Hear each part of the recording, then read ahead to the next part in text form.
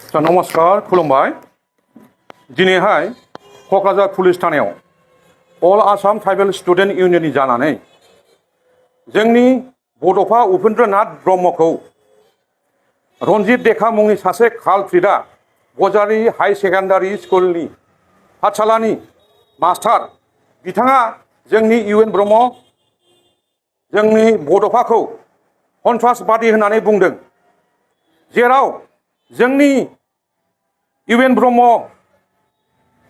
Father of बड'सखौ Assam गभर्नमेन्टआ announce खालामबाय students day होननानै फालियो, जेराव दाख्लैसो 1 मेआव बिनि थैनाय सानाव दिल्लीयाव अमित शाह बिथाङा जोंनि इउएन ब्रह्मनि स्टेचु अपेनिं खालामबाय। लोगोसे इउएन ब्रह्मनि नामैनो मोनसे लामाखौ बिनि नामै मुं दोनबाय। बेफोरबायदि जोंनि हारिनि एकदम थैस' थांस' हारिनि खामानि मावनानै बिथाङा थैलांबाय। बेफोरबायदि सुबुंखौ सन्त्रासबादि होननानै बुंबाय। बे जोंनि बर' हारिनि थाखाय दुखुनांथाव, जोंखौ बर' हारिखौ थाथिल' खालामदों।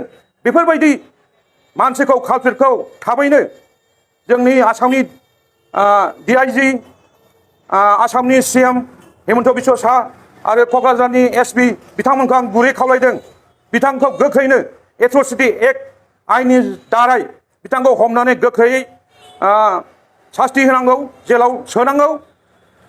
जुदि बिथांखौ हमनानै सास्ति होनो हाया, बिथांमोना जोंनि जों साननानै लागोन हेमन्त बिश्व सार CM आरो जोंनि DIG होन आसामनि पुलिस बिभागखौ जोङो एन्टि ट्राइबेल एबा एन्टि बड' होननानै साननानै लागोन।